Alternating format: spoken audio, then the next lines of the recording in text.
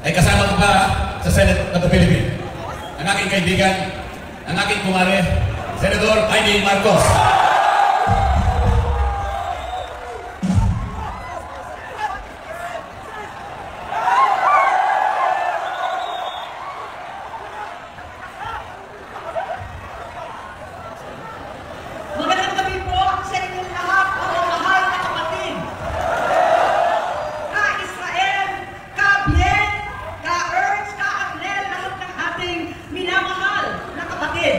Higit sa lahat ang classmate ko mula Congress hanggang Senado, Senador Manong Dante Marcoleta. Napakahirap po ang pumunta, tumayo at magsalita sa inyong harapan. Pero noon pa man, alam ko walang madali kapag ikaw ay Marcos. Nanginginig ako at ang aking boses, hindi dahil ako'y natatakot sa inyo, kundi dahil nalulungkot po ako. Ibang taong nanhinig nyo, sa gitna ng magsasalita ko, ako'y hihinga dahil sa bigat ng aking kalooban. Pero hindi yan ang dapat kong ihingi ng paumanhin. Hindi yan ang kasalanan ko sa bayan na dapat ihingi ko ng tawad. Narito po ako dahil sa tawag ng Iglesia ni Cristo para sa transparency, accountability at hustisya. At dahil sa tawag ng sarili kong konsensya, bilang senador, bilang kapatid, bilang Pilipino. Bata pa naman kami ni Bongbong. Alam na ng buong pamilya ang problema sa kanya.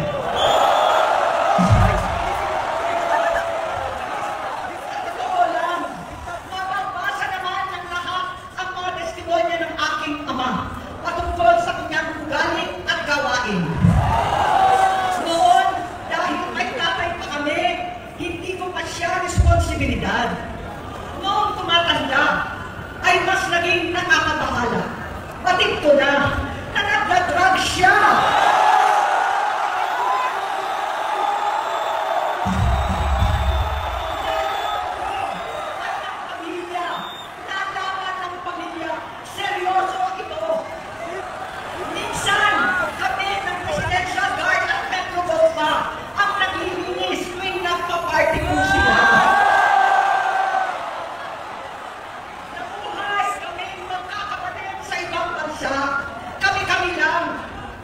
Kinumbinsi ko pa si Bongbong, pakasalan mo na si Lisa.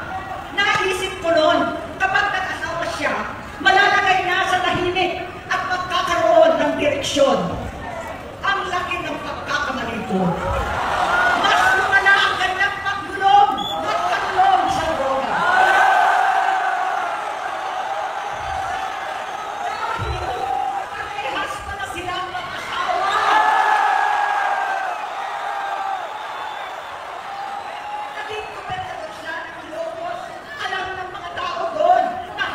Hindi siya pumapasok. Tuwing kukumprontahin ko siya, ay nagsasabi siyang magbabago na siya, aalisin na niya ang bisyo. Hanggang sa may nagsumbong na naman sa akin, na sa pag-gising pa lang sa umaga, kasabay ng almusal, marijuana pa lang.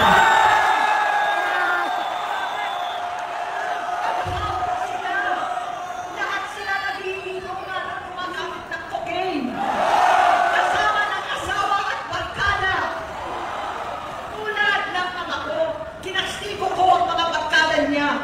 Ang nasirang si Bob Dasa, si Edwin Cruz, Inigo, Tony Boy, Sam Anton, alam po ninyo yan.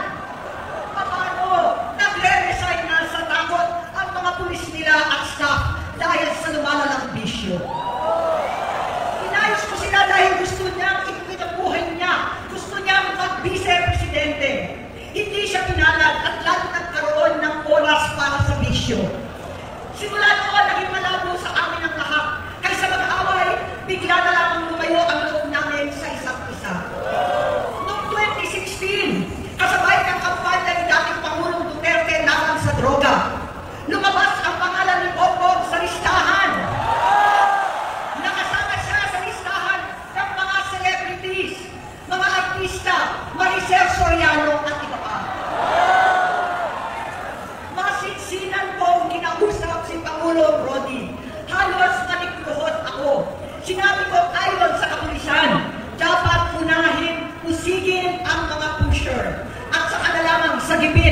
mga user.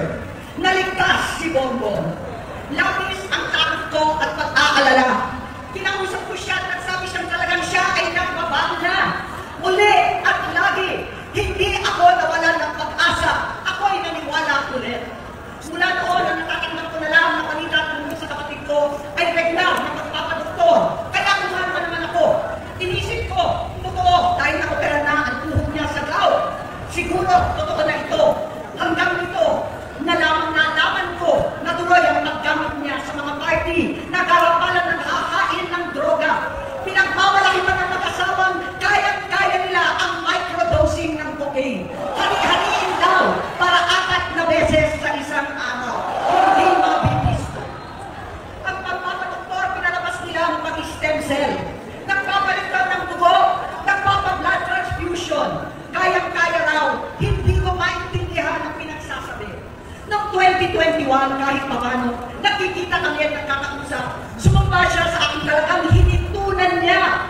Naniwala ako kasi sabi niya, gusto niyang tumakbo. Ang sabi ko, tutulong ako sa abot ng aking makakaya. Ipinakilala ko si Bongbong kay Inday. Naging magkatandem sila. Pagkatapos noon ay biglang hindi na niya ako ulit kilala. Kahit si Inday, nagtataka, bigla ko na itsakwera. Kahit ganon, nagpanya pa ako para sa kanya, kahit si Inday na lang ang aking nakakausap. Hindi ko alam bakit ako nakabang sa headquarters nila sa Mandaluyong. Hindi ko alam bakit walang nagre-report sa akin tungkol sa kampanya. Sa totoo lang, masakit mang aminin, nung dinidisqualify na siya, halos papaboran ko na sana dahil may nagsumbong sa akin mula sa kanyang campaign team na gumagamit na naman siya. Nung sinabihan ko, siya at mga taong nasa paligid niya, nagkaisa silang tuluyan akong alisin sa kampanya na ako naman ang bumuo. Sinabi nilang gusto ko na siya ay mag-disqualify para ako ang pumalit. Hindi totoo yun! Iniisip ko ang kalagayan ng aking kapatid at paano siya magsisilbi kung ganyan ang kalagayan niya. Pero pinaparating sa akin na hindi siya lulong at minsan na lamang tuwing nagpa-party. Hindi ko may paliwanag bakit gusto kong maniwala at hindi mawalan ng pag-asa. Noong nanalo siya, naging pinakamalayo na kami sa isa't isa. Maliban sa opisyal at takbuhan at kapag pumupunta yung nanay namin, hindi ako sumama sa loob ng 3 taon dyan sa Malacanang. Dahil lang tara na doon ang inuman, ang paggamit nila ng cocaine at mga bawal na gamot. Hindi ba niya nakikita, naririnig, kakaiba na siya magsalita, hindi na maintindihan kung ano na sinasabi at wala na sa sarili. Nagtatago sa kabaitan niya ang pang-aabuso niya sa droga. At nagbunga na ito ng mga nakakapinsalang maling desisyon. Hinayaan niyang kumilos ang mga nakalibot sa kanya. Yung mga umaastang presidente habang nilululong siya ng mga ito. Hindi na kami nagkausap. Sa harap ng publiko, pinipilit ko magmukha kami maayos. Pero wala na kaming koneksyon. Hindi ko hinihiling na maunawaan ninyo ako, lahat kayo. Sa palagay ko, ang makakaunawa lamang sa akin ay ang mga pamilya may pinagdaanan sa adiksyon, sa inom, sa sugal, sa alak, sa bisyo, higit sa lahat, sa droga. Pag hindi ko siya makakasama, buong aking loob na ipasok sa institusyon. Ipagamot, iparihab ko na yan. Pero, tuwing maghaharap kami noon, hindi kaya ng aking kalooban na gawin yon. Tuwing magsasabi siya sa akin na magbabago na siya, hindi ko siya kayang linisin. Hindi ko kayang ipagkait sa kanyang pagkakataon at pagbabakasakali, umaasa ako at laging nananalangin na sana, oo nga, nagbago na siya. Hanggang dumating ang 2024 at 2025, yung bisyo niya na ang dahilan ng pagbahak ng korupsyon. Kawalang direksyon at maling-maling mga desisyon. Walang accountability, wala na ang hustisya. Hindi na niya alam ang nangyayari. Hindi na pinapaalam sa kanya ang mga pangyayari. Sinamantala ng mga ito, paggamit ka ng droga, kinamkam na nila ang kaban ng bayan, habang ang mga dating tumatawag sa amin ng magnanakaw ay nakakita ng pagkakataon sirain ang lahat.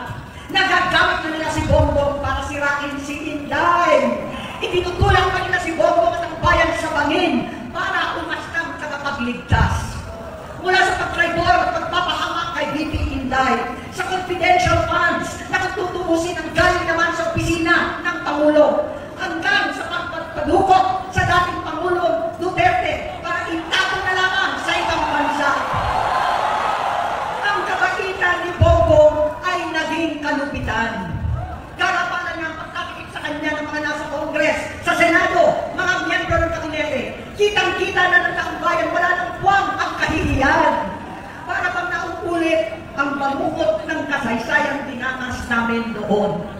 68 years old po ang nanay ko nung pinatalsik sa pwesto. 68 years old na rin si Bongbong ngayon. November 17 din, noong 2021, nung nakumbinsi ko si Inday na mag-gising kay Bongbong. November 18 po, bukas, ang ikatlong araw natin. Siyam na taon na nakakaraan, saktong November 18 pa talaga, na pinatiling ni Pangulong Duterte ang tatay ko sa libingan ng mga bayani. Halo-halo na ang aking nararamdaman, pero alam ko ito ang dulo at hangganan ng aking pagtitiis at pananahimik. Hindi na tayo mananahimik! Dahil nalaman ko pati ang mga anak niya ay nagdodroga na. Pinasusok naman ko pa ang pag-alok ng mag-inang si Sandro ng droga ang aking mga anak at iba pang mga kamag-anak. Yan ang hindi ko na mapapalampas. Sa loob ng halos 4 na dekada, wala akong ibang pinangarap kundi magipakita sa sambayanan na hindi kami masamang tao. Hindi masama ang pamilya Marcos. Gusto kong ibangon ang dangal ng aking ama. Sa pamamagitan ng nagpagtatrabaho para sa bayan, sinikap kong maging mabuting gobernador, kinatawan, senador. Hindi ako halos nagpapahinga para makapag-iwan sana ng legasiya na kapag sinabing Marcos, nabawi na namin ang tingin sa nakaraan. Ngunit sa kagustuhan kong maging responsableng anak, matupad ang pangako ko sa aking ama, nabigo akong maging mabuting kapatid. Naging mahina ako kay Bongbong sa kapulisan at sundalo sa lahat ng mga leader at nakapagpatupad ng batas. Siya ang Pangulo natin ngayon. Sinabi ko kung anong kalagayan niya ngayon. Tulungan niyo ako mapabuti ang kanyang kalagayan. Tulungan niyo ako matulungan siya. Hindi niya ako kalaban. Ang kalaban niya ay ang sarili niya.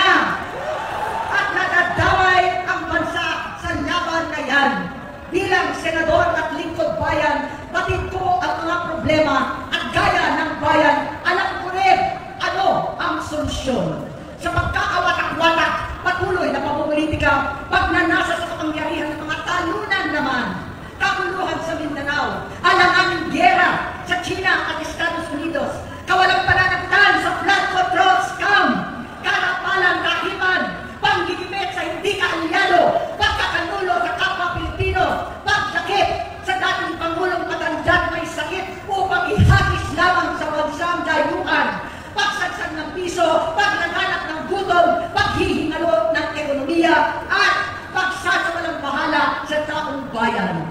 Ang delubyo at kalamidad na nagdudulot ng panusa, ang korupsyon na nauwi sa kawalan ng tiwala at justisya sa Pilipinas, sa kanyang pamahalaan, lahat ng yan ay masusolusyonan kung ikaw, aking kapatid, magsaayos ng iyong sariling kalusugan. Kapag humupa ang ingay sa politika, kapag umuwi na kami sa aming pamilya, hindi bilang senador, kundi bilang ate, bilang si Manang Aimee ni Bonget, kaya ito sasabihin sa harap ng taong bayan, sa harap ninyong lahat, at sa harap ni Bongbong. Bonget, magtatatlong taon na tayong hindi nakakausap. 3 taon ko nang sinusubukan muli na ako'y pakinggan. Siguro ngayon ay makakarating ng buo ang gusto kong sabihin. Walang mababawasan, hindi madadagdagan. Bongbong, nag-aalala sa iyo si Manang. Tuwing nakikita kita sa TV, gusto kitang puntahan. Napakalaki ng pinagbago mo. Itsura, pagsasalita, takbo ng pag-isip. Minsan, napapatanong ako sa sarili ko, ikaw pa ba yan? Si Bongbong ba talaga yung nakikita ko? Pero ako, aling to, ako pa rin ito. Ako pa rin ang ate mo na tumayong amat ina sa inyo sa ibang bansa. Ang kasama nyo sa sumubok na saranggahin lahat ng sakit para sa iyo. Ang kailangan hingan ng tawad dahil agad ka nang iniintindi at tatanggapin dahil mahal kita. Nasa Bagong Tipan, kay Lucas, Kapitulo 17, versikulo 3 hanggang 4. Kung magkasala ang iyong kapatid, sawahin mo siya. At kung siya'y magsisi, patawarin mo siya. Tama na, adik ko. Tapusin mo na ang paghihirap mo at ng bayan. Gaya kung umalis tayo sa palasyo, kaya mo pa rin hawakan ang iyong kamay, huwag kang matakot. Malaki na ang dulot sa iyo ng droga. Sinisisi ko ang sarili ko dahil hindi ako nakinig sa mga sumbong. Hindi ako nakialam. Hindi ako maniwala. Pero hindi pa huli ang lahat. Tama na, ading ko. Magpahinga na tayo. Umuwi na tayo. Magpagamot, magpagaling at nanganak ako. Hindi ako malilingan. Hindi ako magkukulang. Lahat ng kasama mo ngayon, hindi natin kasama sa pinakamadilim na bahagi ng buhay natin. Kasama mo sila ngayon dahil nasa taas ka pa. Ako at ang ating mga tunay na kapatid dito sa Luneta ang kasama mo kahit pagdinig ulit ang lahat. Talikuran mo ang iniisip at ibinubulong nilang ang misyon. Unahin na natin ang kanusugan mo dahil sa adiksyon na bigyan mo ng malubhang karamdaman ang buong bansang Pilipino. Matatanda na tayo, sakitan na si Mami, alagaan na lang natin ang isa't isa. Kaliwat kanan man ang pagbuhusga sa akin, malinaw sa aking puso na dapat mauna ang Diyos, ang bayan, pamilya at sarili. Hanggang sa mga oras na ito, Loner, gusto kong malaman mo na hindi kita sinusubuan. Hindi ko kakayanin kung mapapahamak ka. Kaya hinihingi ko na tayo'y umuwi na, mamahinga, alam sa iyong kalusugan. Kaya ko mabigo at mawala sa iyo ang posisyon, pero hindi ko kayang mawala ka sa amin. Ayusin mo ang sarili mo. Magpagamot, alisin ang droga sa iyong sistema. Wala akong ibang gusto, kundi gumaling ka, malampasan natin ito muli. Dahil wala akong ibang hinahangad bilang ate, kundi maging masaya ka, maging ligtas sa panganib, malusog, matagumpay sa buhay. Itama ang mali, labanan ang adiksyon, at ako, hindi kailanman aalis sa iyong tabi. Susuporta at hindi titigil manalangin kasama ninyo dito sa Luneta at sa buong mundo. Dahil iyon naman ang tungkulin at ibig sabihin ng salitang kapatid, kapatid, mabuhay kayo, kapatid. Maraming salamat po, Senator